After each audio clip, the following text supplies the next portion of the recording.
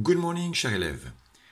Au cours de notre étude de la situation de l'eau dans le monde, nous avons notamment passé un long moment sur cette carte. Cette carte montre la disponibilité de l'eau sur la planète.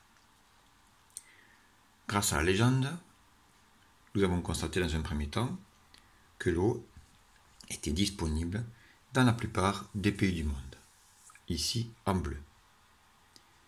Cependant, nous avons identifié également des pays ou des régions qui connaissent une pénurie, c'est-à-dire un manque d'eau. En particulier, les territoires donc situés au nord du Sahara et qui se prolongent ici par le désert d'Arabie. D'ailleurs, nous avons étudié le cas de la Jordanie, pays où le climat est très sec, la population très nombreuse, notamment dans la capitale, où l'eau est distribuée une fois par semaine, stockée dans des citernes, et que les familles doivent rationner pour les différentes utilisations du quotidien.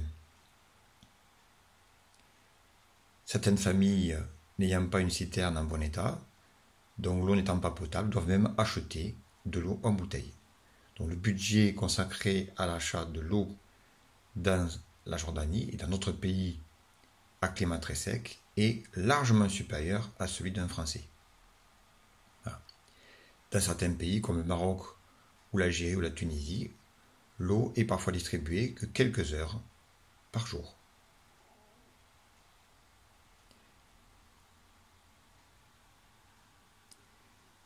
La légende nous a permis également de voir que si l'eau était disponible, en revanche, l'accès à l'eau, lui, n'était pas toujours garanti, et encore moins l'accès à l'eau potable.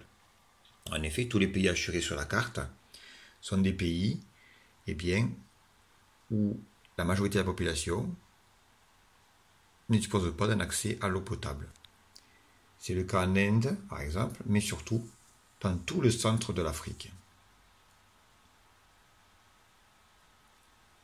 Alors pourquoi ces pays ne disposent pas d'accès à l'eau potable, ou non potable d'ailleurs?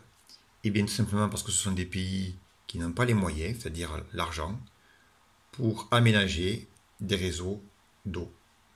Autrement dit, des tuyaux pour pomper, capter l'eau qui est en sous-sol ou dans les fleuves, la rendre potable, la stocker et la distribuer ensuite à la population, comme en Europe par exemple.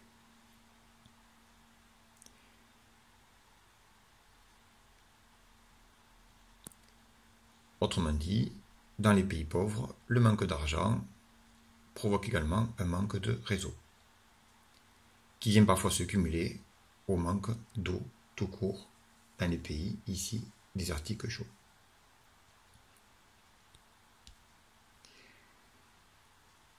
Comme l'a également montré la carte, on le voit ici en légende, eh bien certains États sont en train d'épuiser leurs ressources, c'est-à-dire de pomper tout ce qu'ils ont comme ressource en eau, et certains pays se disputent cette ressource.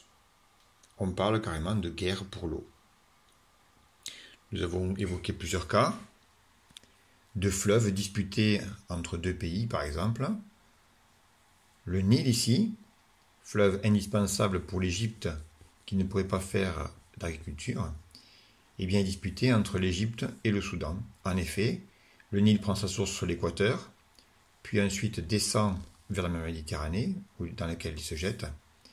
Mais le Soudan a décidé de faire des barrages, donc de limiter l'écoulement du fleuve au-delà de sa frontière. Et l'Égypte, bien sûr, n'apprécie pas de voir son eau rationnée. C'est également le cas du Tigre de l'Euphrate, rationné par la Turquie, et ce qui mécontente l'Irak, ou le cas du Jourdain, disputé par Israël et ses voisins. Israël n'a pas hésité d'ailleurs à envahir le nord le nord de son territoire, le Liban voisin, pour garantir l'accès à la source du Jourdain, du fleuve qui la traverse, afin de pouvoir cultiver en plein désert du Negev. En effet, au niveau mondial, la consommation d'eau augmente, car la population augmente, et la majorité de l'eau est destinée à l'agriculture.